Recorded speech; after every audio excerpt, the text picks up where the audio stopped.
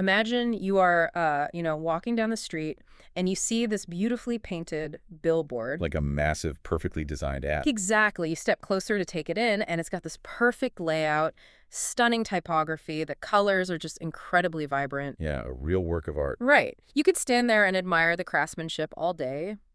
But no matter what you do, no matter what you shout up at it or how long you stare, it's going to sit there. It doesn't care that you're looking at it. No, it looks exactly the same for you as it does for every single other person who walks by. And, up until this point, that is exactly what the web used to be like. Static. Yeah. Just completely unchanging. Exactly.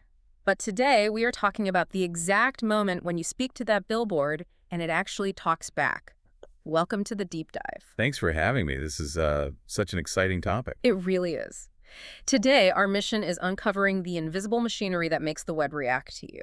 And to guide us through this shift, we are looking at a really fascinating set of source materials today. Yeah, we've got this great slide deck straight from an iTech 1030 web programming course. Right, focusing specifically on making pages dynamic using a language called PHP. Because, up to this point in the course material, everything these students were doing was completely static. Yeah, they were basically just building those beautiful, silent billboards. Just putting up posters, basically. Exactly. The foundational planning and semantic structure, that gave them the bones using HTML. Right, the structure. And then they brought in CSS for the layout, the colors, and the responsive design to make sure it looked great on, like, a mobile phone. Which is super important. Oh, yeah. And they even started building interactive elements, right, like tables and forms. But there was a massive catch with those forms, wasn't there? Because they spent all this time setting up text fields and submit buttons, but the action attribute? Ah, yes. The action attribute. Yeah, the part of the code that tells the form where to actually send your typed-in data, it pointed nowhere. Just a bridge to nowhere. Literally nowhere. Every single page rendered so far in that course was just the same exact HTML file for every visitor, every single time. Okay, let's unpack this, because we are finally breaking that static model. We really are. We are stepping into a world where the server actually starts deciding what to send to you based on what you ask for. So before we can even begin to build an interactive page, we have to understand where that interaction actually happens, right? Yeah, because a lot of people, they assume the magic is happening right there in the browser on their laptop or phone. Right. Like the phone is doing all the thinking. Exactly. But it doesn't. The real heavy lifting happens miles away on the server. And this is where we introduce PHP. These files are saved with a .php extension instead of the .html format we are so used to seeing. Which is a key distinction. It is. And the source material makes a really crucial point here that, honestly, it took me a second to wrap my head around. PHP runs entirely on the server before the page ever leaves that server to travel across the internet to your browser. Yeah, that chronological order is everything. So the browser never even sees the PHP? Never. By the time the code actually reaches your device, the PHP has already done its job. Yeah. It reads the situation, generates standard HTML on the fly, and then the PHP itself is it's completely gone. Wow. I love trying to visualize this. So think of static HTML like a printed restaurant menu. Okay, I like that. What you see is what you get. It's already printed out on heavy cardstock. You just read it. Right, it doesn't change. But PHP, on the other hand, is like the chef back in the kitchen. You send your order back there, the chef grabs different ingredients, prepares a custom meal just for you, and then the waiter brings out the finished plate. And you never actually see the chef cooking. Exactly, which actually brings me to something I want to test. If I go to a website right now, right-click, and hit View Source on a PHP page, I shouldn't be able to actually see the PHP code, right? You will never see it. Really? None of it? None of it. If you view the source, all you're going to see is the final HTML meal that the chef produced. The kitchen doors are closed to the public. That is so wild. Yeah, and if we connect this to the bigger picture, this completes the entire server, half of the request and response cycle. The cycle we've been talking about since chapter 1. Exactly. Until now, the web server was functioning like, I don't know, a mindless filing cabinet. Just blindly handing back whatever static text document was asked for. It's just a glorified folder. Right. But now, the server is thinking, processing data, and generating a custom document in real time. That is wild. It's like this hidden dimension of the internet that, you interact with every single day but can never actually look at directly. It's totally invisible to the user. So if the chef is in the kitchen, meaning the server, We need to figure out what tools they're using to prepare the meal. Like, how do we actually write this stuff if it's supposed to just vanish? Well, the syntax is quite specific because a single file can contain both standard HTML and PHP. Oh, in the same file. Yeah, exactly. So the server needs to know which part requires, cooking and which part is just a standard plate. Okay, that makes sense. How does it know? You do this by embedding the PHP inside special tags. It looks like an angle bracket, a question mark, and the letters PHP. Everything inside those specific tags runs on the server. Got it. And I assume everything outside of them is just plain old HTML, right? Yep. Totally identical to the static pages from the earlier lessons. Yes, exactly the same. So you can have a standard website framework and just drop in a little block of PHP right in the middle of a paragraph to inject, say, someone's name or today's date. That's the beauty of it. You just mix it right in. And when you want that PHP block to actually put text onto the page to serve the meal, keeping your analogy going, you use a command called echo. Echo, like shouting into a canyon. Right. You just type the word echo and then whatever text or data you want it to print to the screen. Okay, but to make things truly dynamic, we need a way to store data that changes, right? Like a user's name or their shopping cart total. Yeah, variables. Right, variables. And in PHP, every single variable starts with a $sign. Every single one. So it's like $name equals, quote, Brandon, unquote, or $course equals, quote, iTech-1030, unquote. Exactly. You don't even need a separate declaration keyword like you do in JavaScript, like let or const. You just slap a $sign on a word and go. It's very fast to write. It is, but I have to push back on one specific syntax rule I saw in these materials because it is really messing with my head. Let me guess. The concatenation. Yes. Stitching text together. I knew it. It gets everyone. When you want to join two strings of text together or join a sentence with a variable, you don't use a plus sign. You use a period, a dot. Yep, the dot operator. It feels so weird. I mean, in almost any normal human logic, if I want to combine the word welcome and the name Brandon, I would add them together with a plus sign. Right, like basic math. Yeah. Using a period just feels grammatically wrong. It definitely trips up a lot of beginners. Yeah. It really does. Yeah. But there is a very strict mechanical reason for it. Okay, I'm listening. PHP is what we call a loosely typed language. It constantly tries to guess if you are working with text or if you are working with numbers. Oh, so it doesn't know for sure. Not always, no. So the plus sign is strictly, exclusively reserved for mathematical addition. Wait, so if I used a plus sign... If you tried to use a plus sign to join the word welcome and the name Brandon, the server would panic trying to do literal math on alphabetical letters. It would try to calculate the numeric value of welcome. Exactly. It would try to add the words together mathematically and just throw an error. So PHP uses the period to stitch strings of text together safely, keeping the math totally separate. Okay, so the code would literally read, echo, quote, welcome, comma, space, quote, period, $name, period, quote, exclamation point, quote. You nailed it. That's exactly how it looks. And it's just going to take some getting used to. But wait, if the syntax is completely different with all these dots and $signs everywhere, how can the underlying logic be the same? Because the shape of human decision-making doesn't change just because the punctuation does. Okay, fair point. Take conditionals, for example. The if and else statements that let the code make decisions. Right. The structure of an if-else check in PHP uses the exact same logical flow that the students learn in standard JavaScript. You still use the double equal sign to check if two things match, or an exclamation point and an equal sign to check if they don't match. Oh, I see. So it's just a new coat of paint on a familiar logical foundation. Precisely. Okay, so we have the tools, and we know the chef is in the kitchen. But if PHP is the chef, how does it actually know what we want to order? Like, how do we pass it a message to say, switch a website from light mode to dark mode?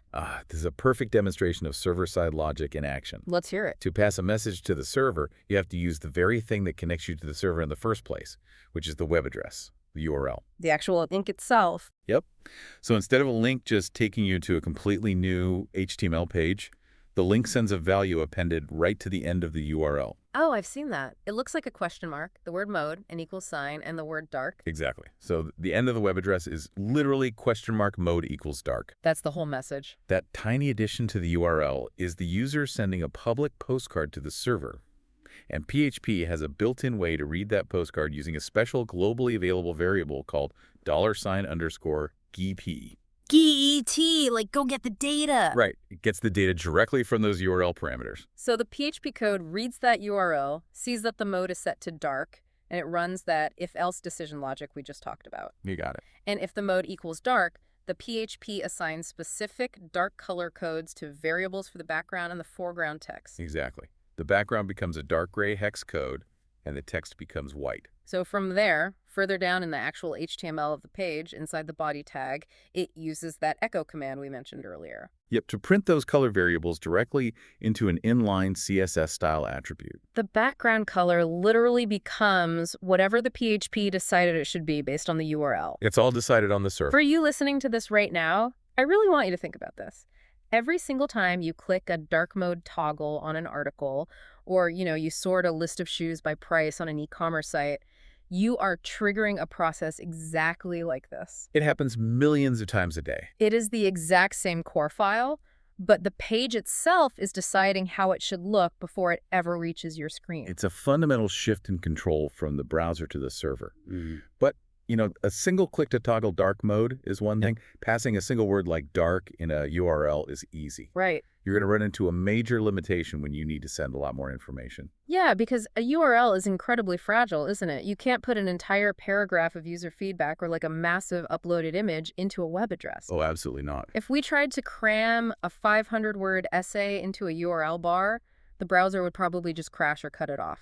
It has a character limit for sure. So GET can't handle heavy data. We need a different pipeline. And that brings us to the critical distinction between that $_GET variable and its heavy-duty counterpart, $_PSPT. Okay.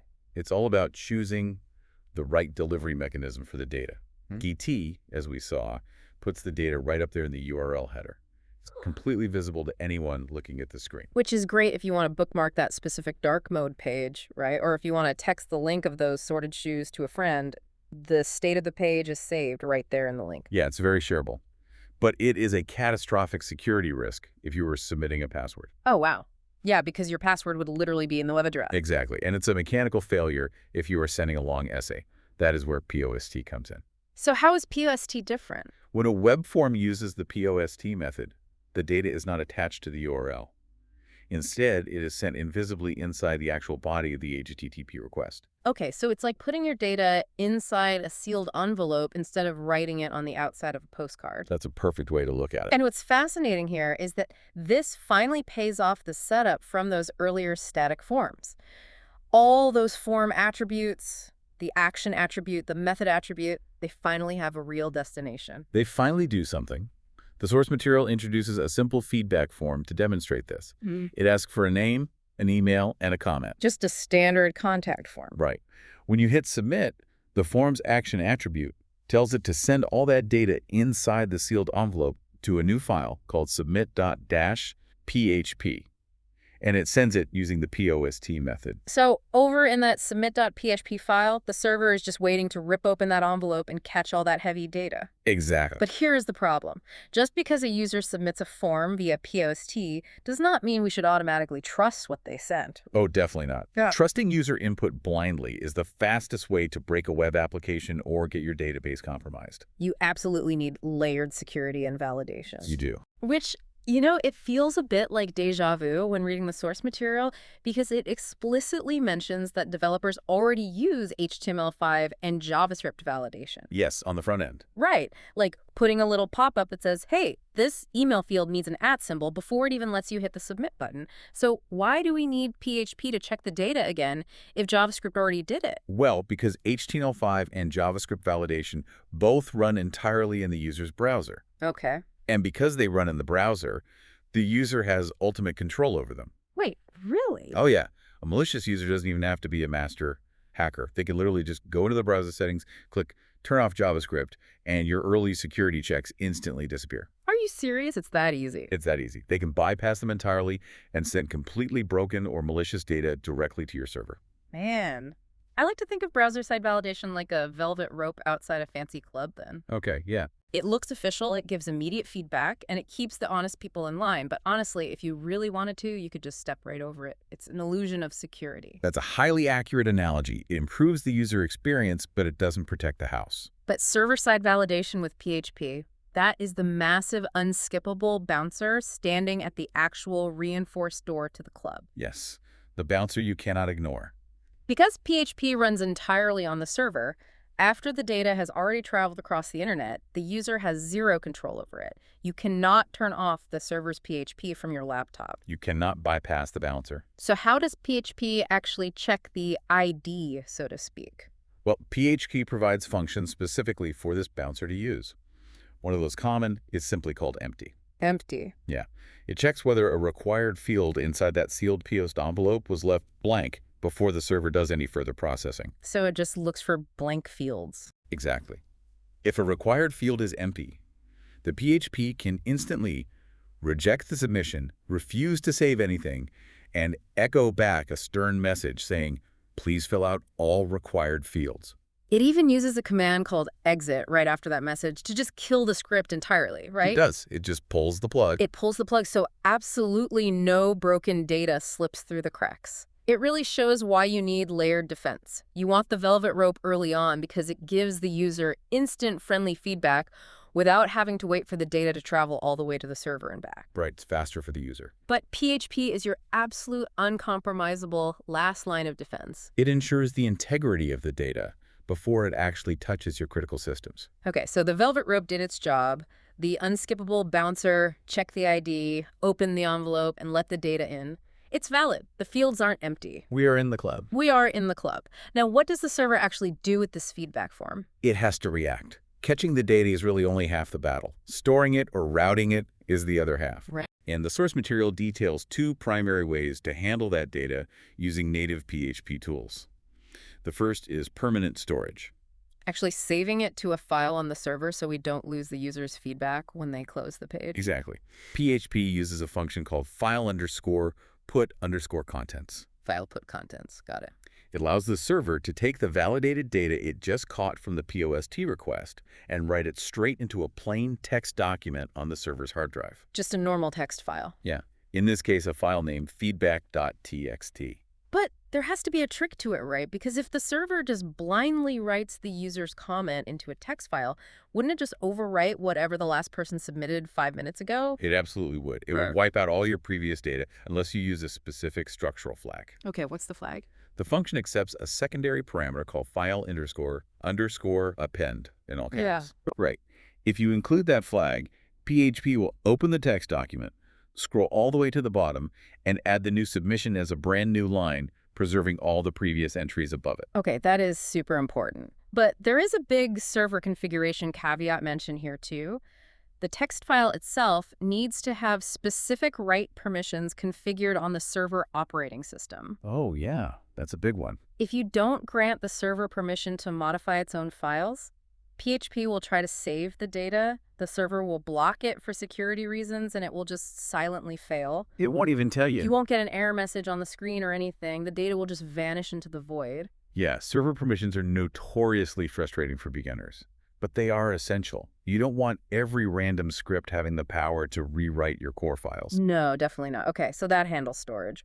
But what if the site owner doesn't want to manually check a text file every single day? Right. What if they want to be notified the second someone submits feedback? That brings us to the second method, which is email routing. Email. And I was actually surprised by how simple this looked in the code. PHP just has a built-in function called mail. Just mail. Just the word mail, followed by a set of parentheses. You don't have to download any crazy external libraries or hook up a third-party API just to send a basic alert. No, the mail function really only requires 3 core pieces of information to execute. What are they? Who is the email going to? What is the subject line? And what is the actual message body? It handles all the complex formatting behind the scenes. That is so clean. The slide uses a placeholder like you at contrabandcoding.com as the destination, sets a quick subject line like new feedback received, and then it just stitches together the user submitted name and comment for the actual message body. Very straightforward. But I imagine there's a pretty heavy caveat here, too, given how complex email delivery is nowadays. There's always a catch when it comes to email. I knew it. While the mail function is built into the PHP language itself, a web server is not naturally a post office. It doesn't inherently know how to route digital letters across the global internet. The PHP function entirely depends on the server having a separate mail server program running in the background, properly configured to send outgoing packets. So if that's not set up, If that underlying mail infrastructure isn't set up by the hosting provider, the PHP function will run, assume everything is fine, but the email will never actually leave the building. it just sits in the outbox forever.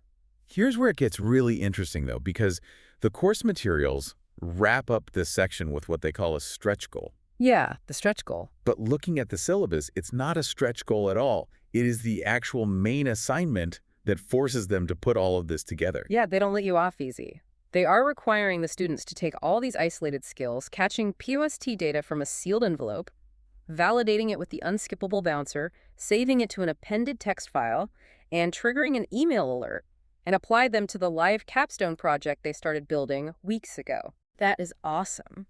It takes all these abstract concepts of server-side programming and forces the student to wire up the back-end logic to the front-end structures they already built. It makes it real. It proves that this isn't just theoretical textbook knowledge. It's the actual plumbing of how real web development works. It's the moment the static billboard finally starts processing information and talking back. Yes. So, to quickly recap the journey we took through these materials today, Let's do it. we look at 3 entirely different ways a server can process and route user data using PHP. First, we intercepted a public GDT request from a URL to dynamically toggle a style sheet for light and dark mode. A postcard. The postcard, exactly. Second, we caught heavy and visible POC data, validated it past the bouncer, and wrote it permanently to an appended text file. And third, we reacted to that same data in real time by firing off an automated email alert. And by combining those 3 mechanisms, we have officially crossed the threshold. We've We've bridged the massive gap between static, silent web pages and real-world interactive applications that actually adapt to the user. It is a huge leap forward. And looking at the teaser for what is coming next in the source material, the complexity is only going to scale up. Oh, it gets so much deeper. Chapter 8 is going to dive deep into JavaScript and CSS animations to make the browser site even more dynamic. And Chapter 10 promises to finally replace that basic text file storage with a real, structured, queryable database. Which is absolutely necessary for any application operating in the real world. Definitely. And that actually raises an important question to think about regarding how data scales. Oh, what are you thinking? Well, think about that simple feedback.txt file we explored today. Okay. Using file_append is a great teaching tool. It's a simple, tangible stand-in to understand how data is written and stored. But imagine trying to run a major global platform using a single text file. Oh, that would be a nightmare. Imagine the sheer mechanical chaos of a text document trying to handle a race condition where millions of simultaneous user submissions from all over the world hit the server at the exact same millisecond. It would be a complete traffic jam. Yeah. Because if 2 people try to append a line at the exact same fraction of a second, the server wouldn't know who gets to write first. Exactly. The file would lock up, or the server would just melt down trying to organize millions of lines of text at once. It would buckle under the pressure instantly. Yeah. A text file has no concept of concurrency or searching. Wow, yeah.